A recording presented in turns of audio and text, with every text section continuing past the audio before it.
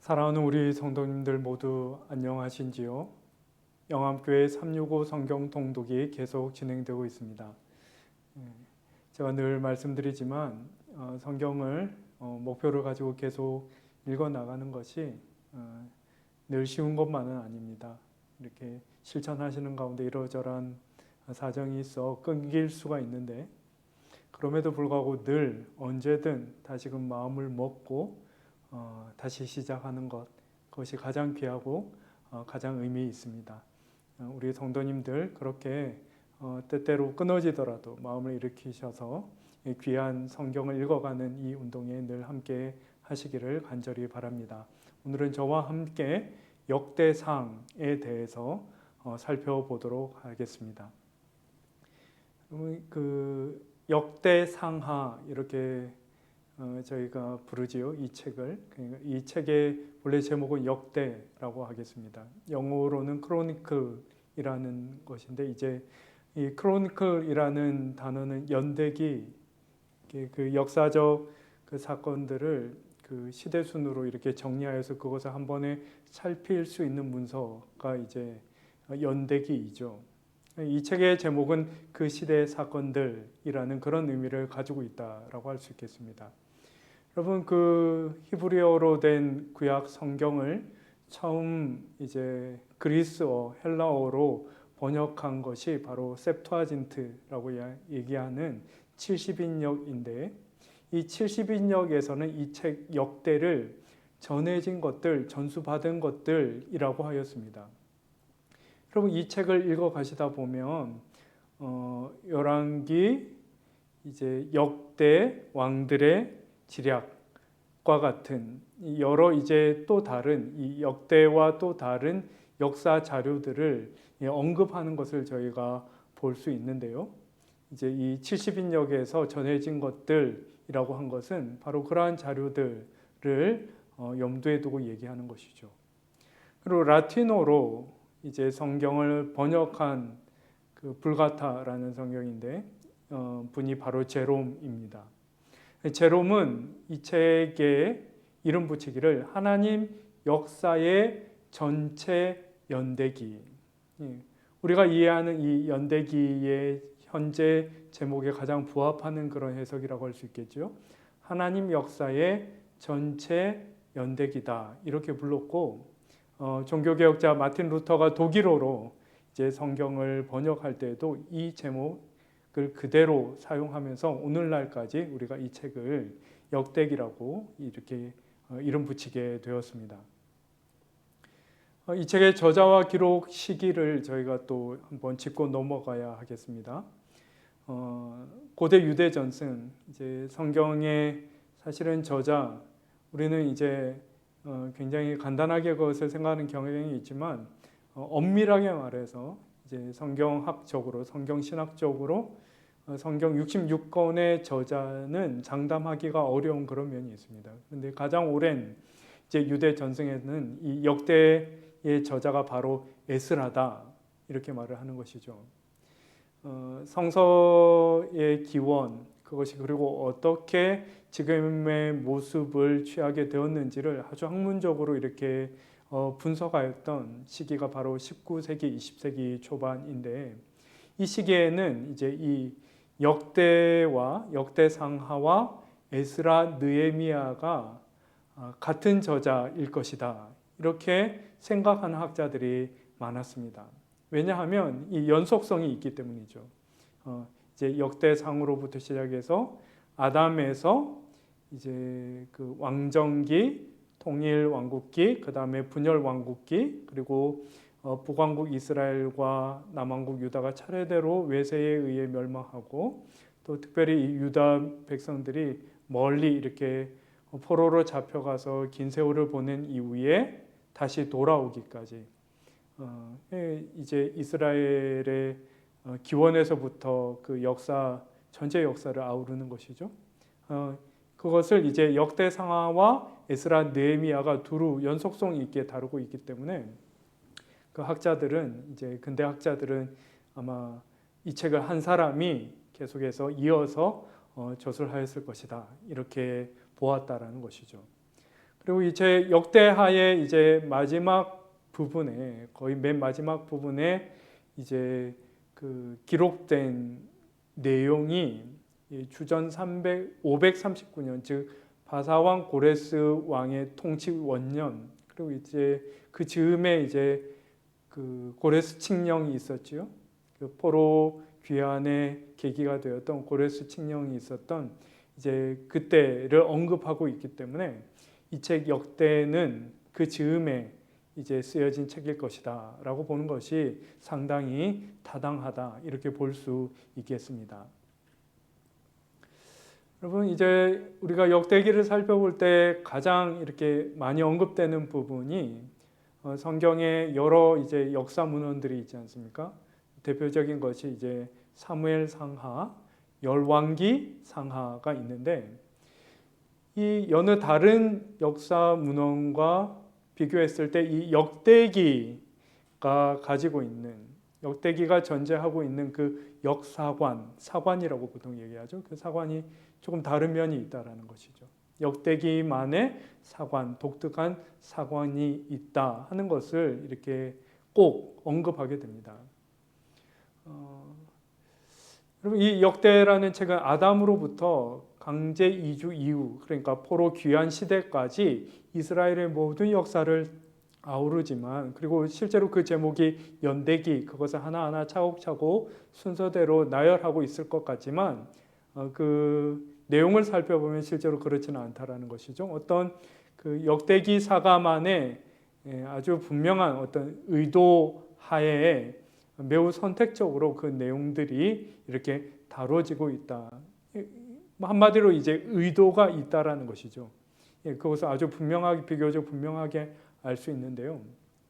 가장 두드러진 특징이 무엇이냐면, 다른 역사 문헌들은 이스라엘의 과오, 그 잘못, 하나님 앞에 지은 죄, 그리고 그것에 따른 대가를 아주 이렇게 강조해서 이렇게 다루고 있는 것이죠. 근데 이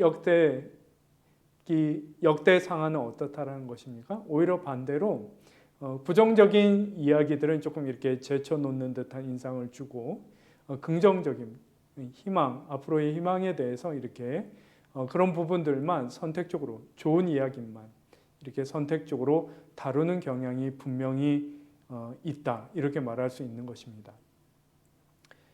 여러분, 왜 그렇다면 이런 차이를 보이는가? 그것은 이제 이 역대가 기록된 그 역사적 배경을 살펴볼 때 저희가 이렇게 이해할 수 있는 부분이 되겠는데요.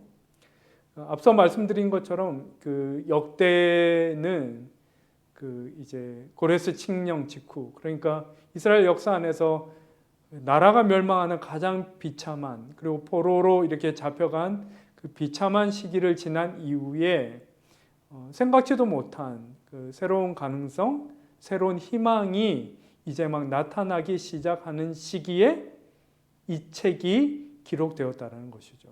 그리고 한편으로 이제 굉장히 다시금 저 밑바닥에서부터 다시금 모든 것을 다시금 일으켜야 하는 그런 쉽지 않은 과제, 숙제를 안고 있는 그런 시기에 이 책이 기록되었다는 것이죠. 그렇다면 그러한 시기에는 마땅히 어떻게 얘기해야겠습니까?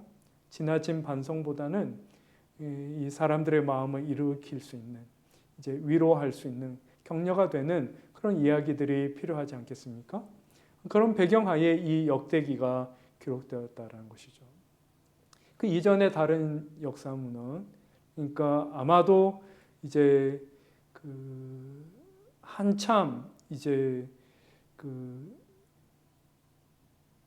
나라가 기우는, 실제로 결과적으로 이제 나라가 멸망하는 그런 가장 비참한 결과를 가져왔었죠. 그 시기에는 이제 도대체 우리에게 왜 이런 일이 일어나는가, 무엇이 문제인가 하는 질문을 떠올릴 수밖에 없는 것이죠. 그때 이제 열왕기서 같은 책들은 뭐라고 얘기하는 것입니까? 우리가 하나님의 백성으로 하나님 앞에 잘못 행한 바가 있다라는 것이죠.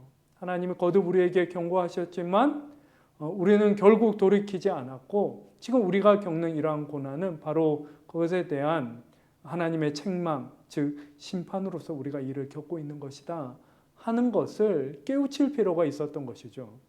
그런데 이미 그 심판의 시기가 다 지난 이후 다시금 마음을 일으켜서 무언가 새로 시작해야 될 때 이 역대기서는 좋은 것, 마음의 위로가 되는 것, 그리고 새로운 이제 과제를 이렇게 수행하는데 마음의 힘이 될 만한 그런 이야기, 그런 권고들을 남기고 있는 그런 책이다. 이렇게 저희가 이해할 수 있겠습니다. 이제 이어서 그 역대상의 그 내용들을 살펴볼 텐데요. 이어서 자세히 살펴보겠지만 1장에서 9장까지는 이제 족보가 굉장히 중요한 비중을 차지하고 있습니다. 그리고 10장부터 끝까지 29장까지는 이제 그 다른 이야기, 그 통일 왕국 이스라엘의 가장 그래도 이스라엘 왕정기의 가장 황금기라고 할 수 있었던 그 다윗과 솔로몬의 그 통치하 그 시절을 이제 언급하고 있는데요. 앞에서 말씀드린 그런 이제 상황에서 이제 이스라엘이 굉장히 긴 기간 역사적 단절을 경험한 것이 아니겠습니까? 포로로 잡혀갔다가 다시 돌아왔으니 말이죠. 이제 그때 자신의 정체성에 대한 이제 그 의문, 혼란을 겪게 되는 것이죠. 그리고 애적 우리는 하나님의 백성이었는데 그것이 과연 지금도 유효한가? 여전히 우리 스스로를 하나님의 백성이라 하나님의 사랑받는 자라 여길 수 있는가 하는 그 질문에 대하여 이 역대는 어떤 식으로 대답하냐면 족보를 통해서 여러분 나의 그 뿌리를 이제 궁금하게 여길 때 족보만큼 그것을 확실하게 보여줄 수 있는 책이 있겠습니까? 역대가 그러한 족보를 통해서 그러한 의문에 응답하는 것이죠. 그리고 또 특별히 그 10장 이후의 내용을 보시면 그 다윗과 솔로몬 치하의 이 역대서가 주목하는 핵심 내용은 성전과 관련된 것입니다. 현실적으로는 지금 이미 외세에 의해 무너져 있는 상황이죠. 근데 옛적 그 솔로몬에 의해 건축된 다윗이 준비하고 솔로몬이 실행하여 건축한 그 제1성전에 대한 이야기, 그리고 성전의 핵심적인 기능이 무엇입니까? 바로 하나님께 제사를 드리는 것이죠. 그리고 그것을 그 제1을 섬기는 제사장들이 있는 것이죠. 그 가운데 특별히 이렇게 선택받았던 그 레위인들의 역할에 대한 내용을 통해서 사실상 다시금 성전을 재건해야 하는 것과 그 성전에서 진정으로 우리가 회복해야 할 것은 바로 하나님 예배라는 사실을 지금 옛적 그 솔로몬의 성전 이야기를 통해서 외적으로 깨우치고 이렇게 격려하고 있는 내용이 바로 이 역대상의 내용이다. 이렇게 요약할 수 있는 것입니다. 1장에서 9장 사이에 이제 족보와 그 명단이 길게 나열됩니다. 여러분 이 족보들의 목적은 앞서 말씀드린 대로 역사적 단절을 경험한 포로기 이후 세대에게 그렇지 않다. 끊어진 것이 아니다. 아담에까지 이르는 그 역사적 뿌리를 우리가 지니고 있고 그것은 지금도 여전히 유효하다. 연속성이 있다 하는 것을 이 족보를 통해서 보여주는 것이고요. 또 이제 저희가 좀 이 족보 가운데 주목해야 할 바가 있는데 바로 북왕국에 해당하는 족속들, 지파들이 내 족보가 이 족보 목록에 포함되어 있다라는 것이죠. 여러분 우리는 이제 막연히 비록 북왕국과 남왕국으로 이렇게 분열되었지만 그래도 한 뿌리를 두고 있으니 둘 굉장히 이렇게 친밀했을 것이다. 이렇게 그런 관계가 유지됐을 것이다. 라고 막연히 생각하는 경향이 있지만 사실은 전혀 그렇지 않습니다. 이미 이 두 나라가 이제 분열되었을 때 사실 이렇게 친밀한 관계는 이미 끝났다라고 보는 것이 맞고, 오히려 서로를 이렇게 경계해야만 하는 그런 경쟁적인 관계, 적대적인 관계라고 보는 것이 더 많습니다. 그러니까 이제 그 남한국의 입장에서 중심으로 이 역대가 기록되고 있는데, 그렇게 본다면 이제 이 족보 목록의 그 북왕국의 지파들을 이제 포함시킬 이유가 없는 것이죠. 그런데 실제로는 어떻게 했다라는 것입니까? 그것을 다 그 지파들에 해당하는 그 족보들까지 다 여기에 포함시켰다라는 것이죠. 그리고 그것은 이 책의 중요한, 이 역대가 굉장히 중요하게 여기는 주제인 온 이스라엘, 모든 이스라엘, 이 모든 이스라엘이라는 것은 구체적으로 12지파 모두를 아우르는 것을 의미하죠. 그런 의식, 온 이스라엘에 대한 의식을 강조하고 그것을 잃지 않기 위한 의도이다, 이렇게 볼 수 있는 것이죠. 여러분, 그 역대를 읽어가시면서 유념해서 보시면 실제로 이 온 이스라엘이라는 표현이 굉장히 빈번하게 나오는 것을 발견하실 수 있으실 것입니다. 여러분, 사실 우리가 성경을 읽어 나가면서 스킵한다고 하죠. 그냥 금방금방 이제 쉽게 대충 읽고 넘어가는 부분이 바로 이 족보가 아닐까 싶은데, 여러분, 사실 이것이 이제 이 정경에 기록되어 있는, 기록으로 남아 있는 이유는 분명한 것이죠. 그리고 또 이제 그 귀환한 이스라엘, 그러니까 국가의 그 어떤 국가적인 기틀, 토대를 가지 못하는 이제 그 밑바닥에서부터 완전히 모든 것을 새롭게 세워가야 되는 이 귀환한 이스라엘 백성들에게 이 족보만큼 유용한 실제적인 자료는 없다라는 것입니다.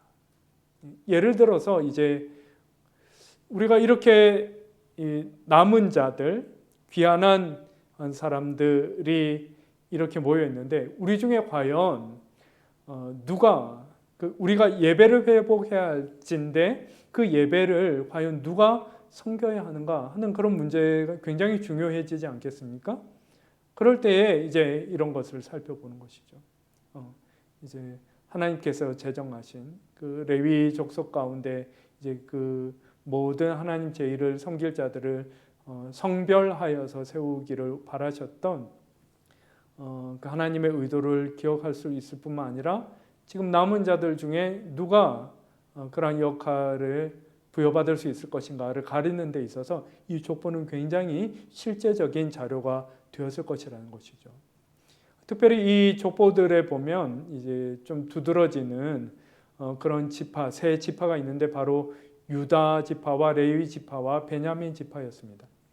유다 지파는 성전 예배를 조직하고 또 성전을 건축했던 다윗과 솔로몬이 속한 지파였지요. 레위는 또 이제 말씀드린 것처럼 제사장들을 배출하는, 그 다음에 성전 음악가들, 성전 문지기, 굉장히 이렇게 그 하나님을 위한 일을 섬기도록 따로 구별된 지파였기 때문에 이제 레위 족보가 굉장히 상세히 길게 기록되어 있습니다. 베냐민 지파의 경우에는 이제 이후에 또 살펴보게 되는데, 여러분 모든 것을 재건해야 되는 이 이스라엘에 있어서 구심점이 되는 것은, 가장 그 중심이 되는 것은 바로 예루살렘에 있는 성전이었습니다. 예루살렘에 있는 성전. 근데 이 예루살렘이 바로 베냐민 지파의 영토에 해당하는 지역이었던 것이죠. 그래서 이렇게 유다, 레위, 베냐민 지파가 이제 이 족보 안에서도 조금 더 두드러져 보이는데 다 까닭이 있다는 것을 우리가 이해할 수 있는 것이죠.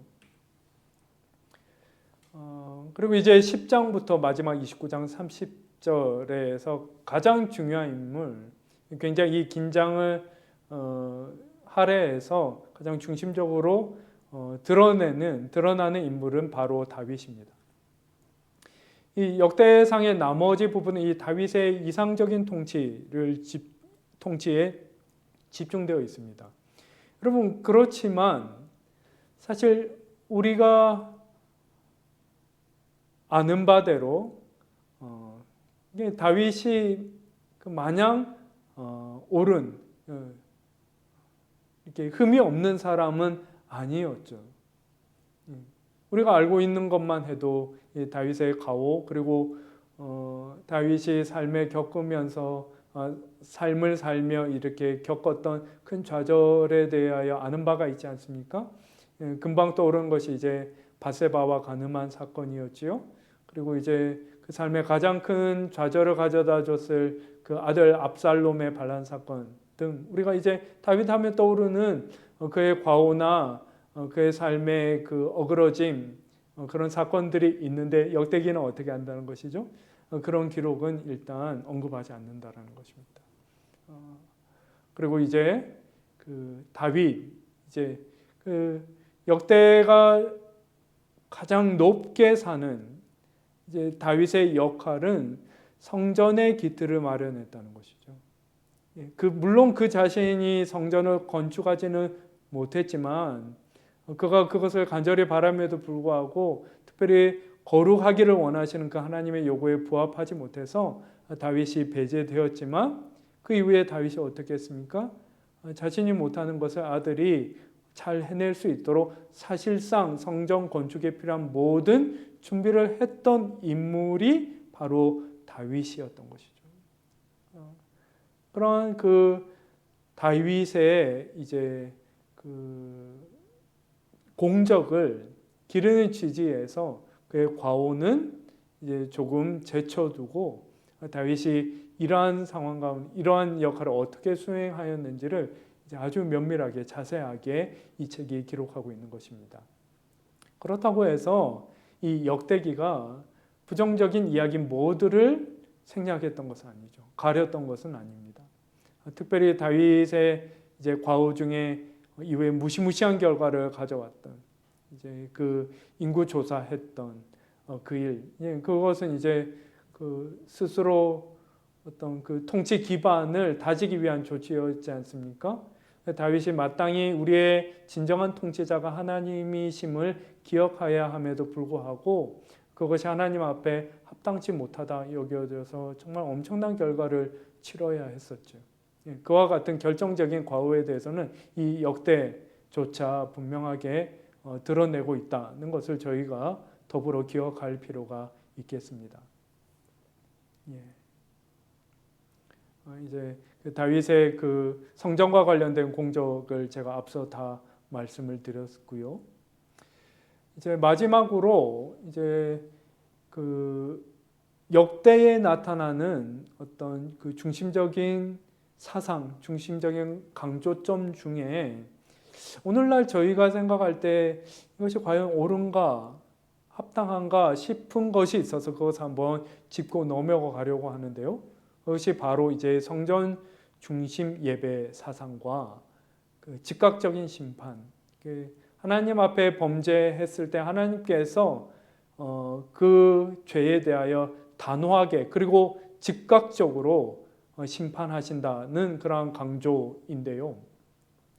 이제 역대사가의 확실한 신념 중에 하나가 바로 이것이었다는 것이죠. 이 징벌 여부는 하나님에 대한 순종과 불순종을 통해서 가려지게 되는데 순종할 때에는 하나님께서 여러모로 복을 주실 것이지만 불순종했을 때는 가차없이 심판하실 것이다는 굉장히 강력한 경고가 이 책 역대에 담겨 있다는 것이죠. 그리고 이제 순종과 불순종을 판단하는 가장 실제적이고 중심적인 기준이 무엇이냐면 바로 다른 곳이 아닌 예루살렘 성전에서의 하나님 예배였다라는 것입니다. 이해를 위해 우리나라에서 이제 우리나라를 들어서 비유적으로 한번 생각해 보시죠. 하나님 성전이 어디에 있는 것입니까? 저기 그 땅끝, 해남 땅끝에 있다고 한번 가정해 보시죠. 이 주요 절기가 되면 반드시 다른 곳에서 예배 드릴 것이 아니라 그 땅끝에 있는 성전으로 가서 이제 뭐 우리나라로 치면 이를테면 설날, 그 다음에 추석 이런 때 반드시 그 땅끝 성전을 방문해서 거기서 하나님을 예배해야 한다 라는 강조점이 있다라는 것이죠. 근데 우리가 생각할 때 그것이 조금 이제 불합리한 면이 확실히 있지 않습니까? 그런데 이렇게 하는 데에는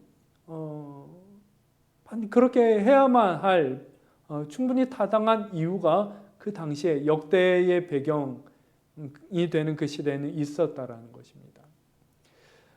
역대사가는 이스라엘에게는 무엇보다도 하나님을 섬기는, 특별히 하나님을 예배하는 민족적 정체성을 분명히 할 필요가 있었습니다.